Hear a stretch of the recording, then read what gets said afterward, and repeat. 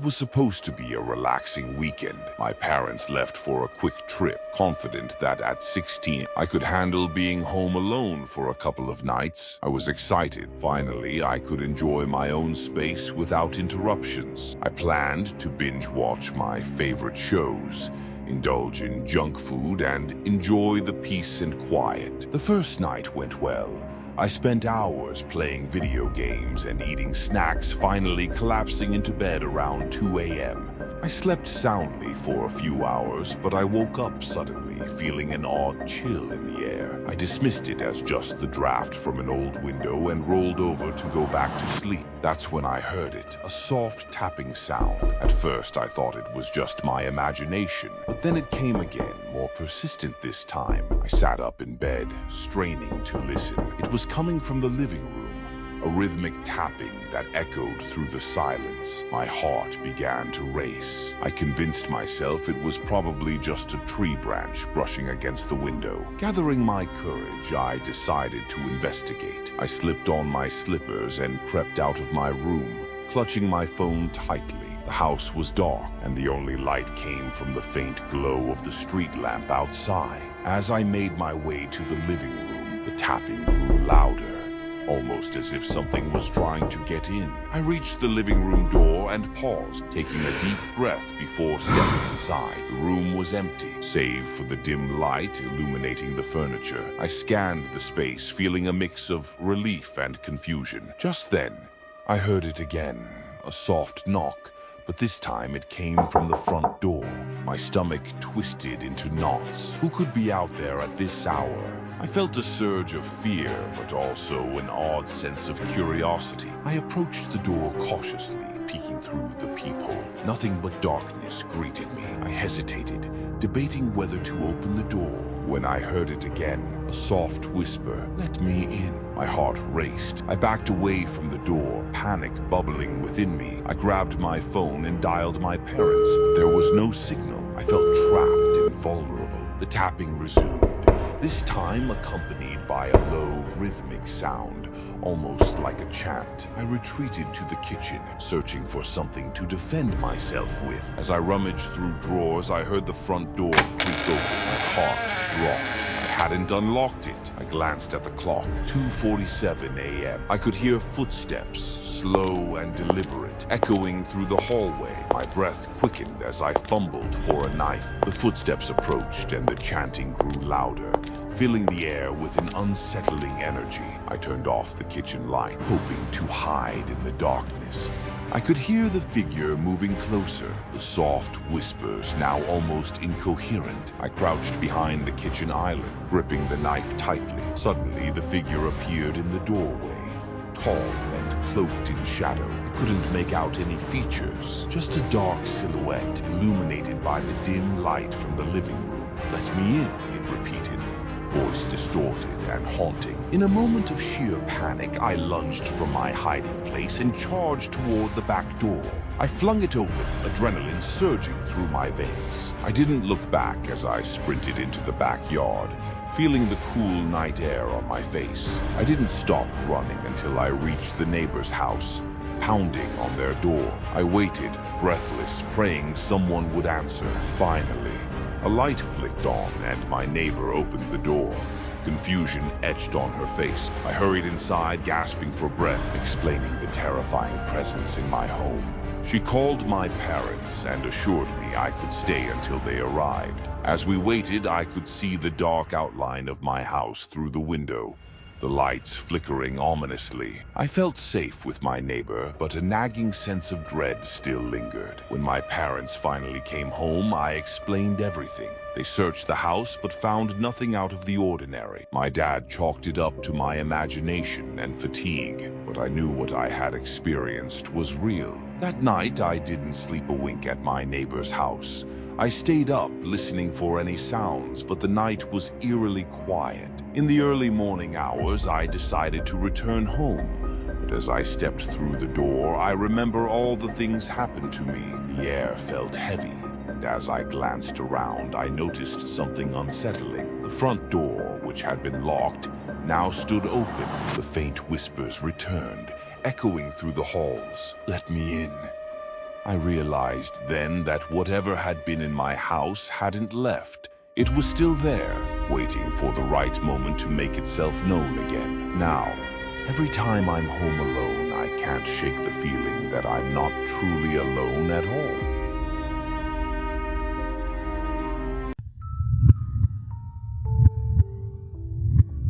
It was supposed to be a quiet weekend. My parents decided to visit my aunt for a few days, leaving me alone in our big old house. I was 15 and thrilled at the idea of having the place to myself. I stocked up on junk food, set up my favorite show, and relished the thought of not having to share the TV. The first night passed without incident. I watched horror movies until I fell asleep on the couch, but around 3 a.m., I was jolted awake by a strange noise, a soft, rhythmic tapping, as if someone were knocking gently on the walls. I rubbed my eye, chalking it up to the old house settling, but as I lay there in the dark, I felt an odd unease creeping in. The tapping persisted. It seemed to come from the basement. I had always avoided the basement. It was dark, damp, and filled with old junk.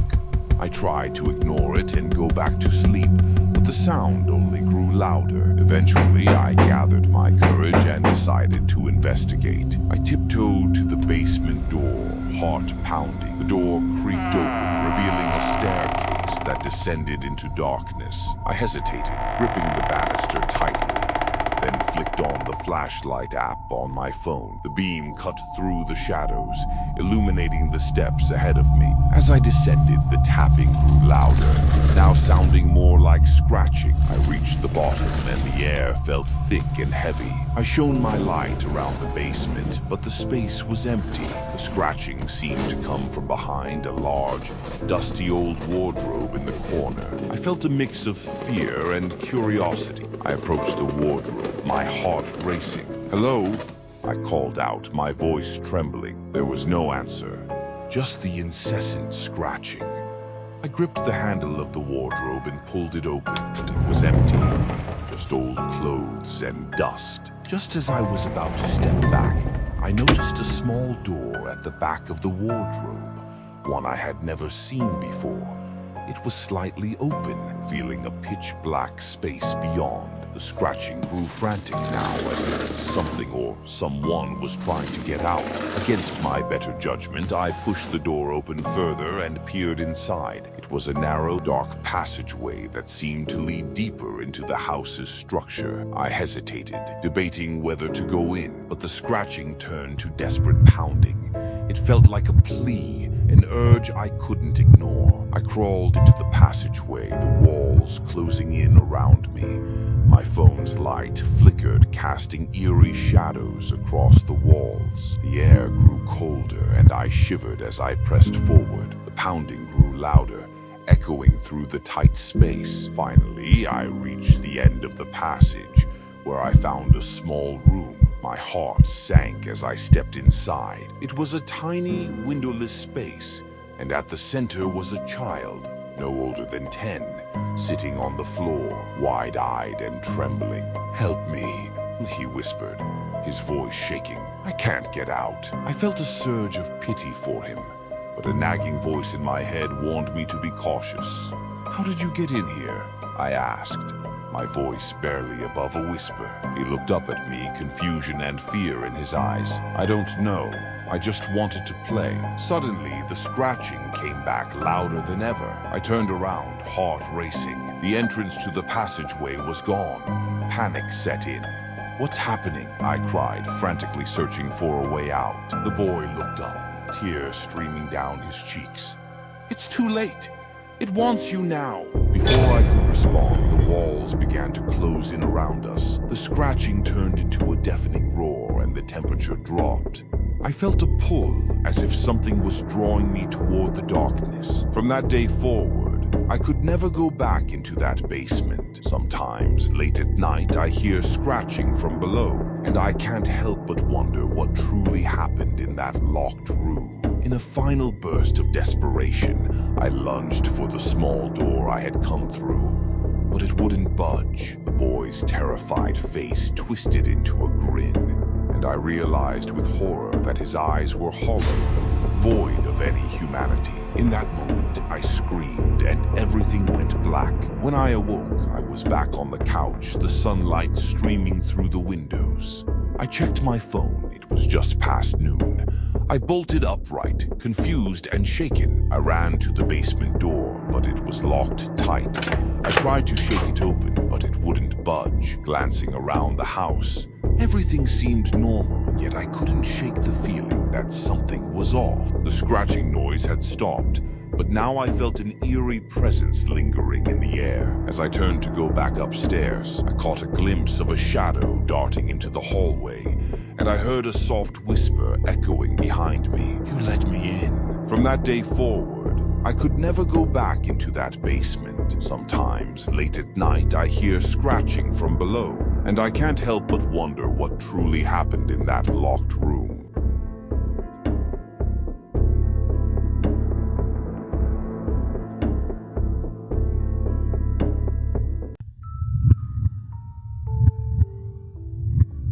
I've always been a bit of a scaredy cat. I can't stand horror movies, and I'm easily spooked by the tiniest of noises. You can probably imagine my terror when I was left home alone for the first time. I was just 12 years old, and my parents were going to a wedding out of state, leaving me in the care of our overly enthusiastic neighbor, Mrs. Henderson. The drive to pick up Mrs. Henderson was filled with nervous anticipation. I was relieved when she assured me she'd only be popping in for a quick check-in later that evening. It was then that the dread started to settle in. The house was quiet.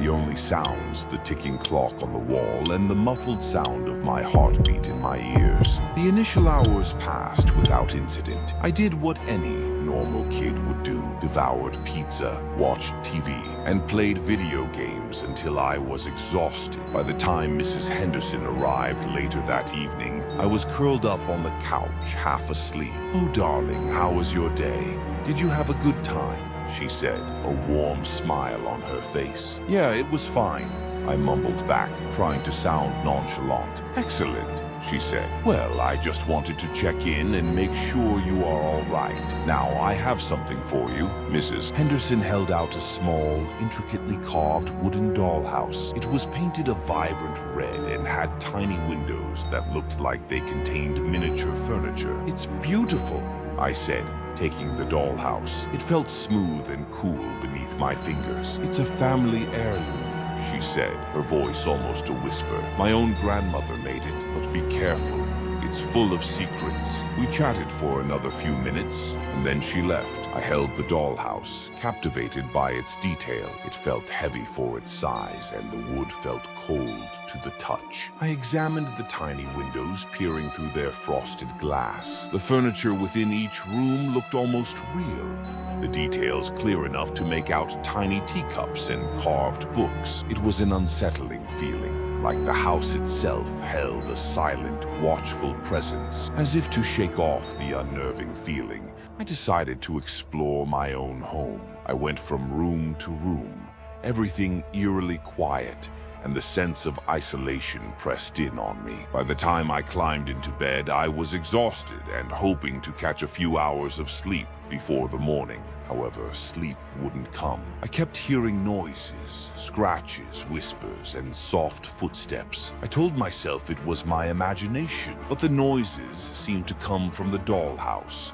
which I kept on my nightstand. The sound of whispering intensified, and it seemed as though tiny voices were emanating from the dollhouse itself. Terrified, I threw the dollhouse under my bed. The whispers stopped, and I was able to finally drift to sleep. But then I woke up again, this time to a chilling sensation. I sensed something was off, like a cold, clammy hand had brushed my cheek. I opened my eyes and saw the dollhouse, once again on my nightstand, glowing with an eerie light. The tiny windows were bright, but the eerie light didn't come from any source. I sat up. As I watched, a faint shimmer traveled across the dollhouse's surface. I saw two small figures, a man and a woman.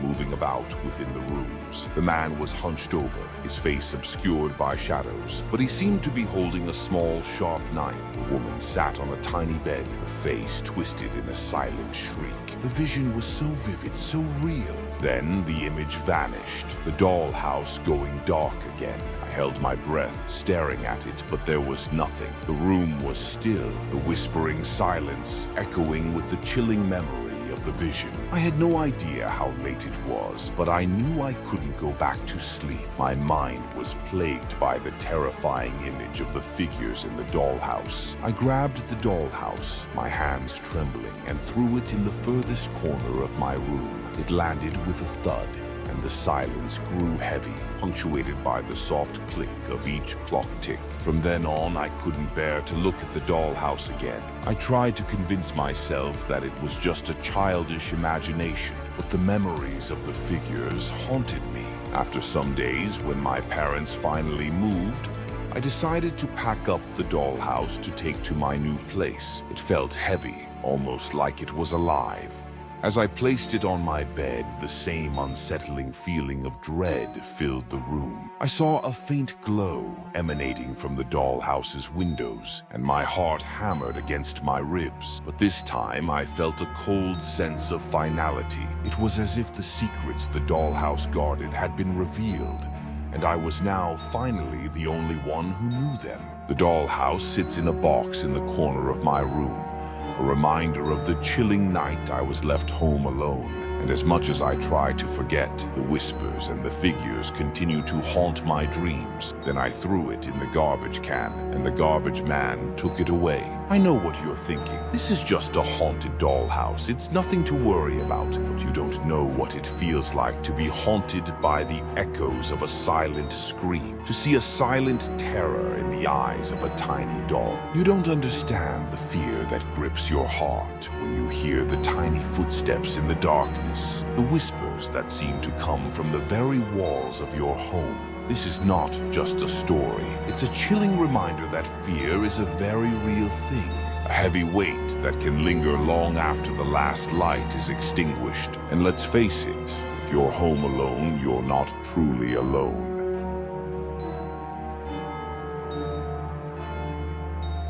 Love what you see? Then subscribe us and hit the bell icon to keep up to date, and make sure you like the video. If you have a real horror story that you want to share, please email it to us. Our email is as follows: official@gmail.com.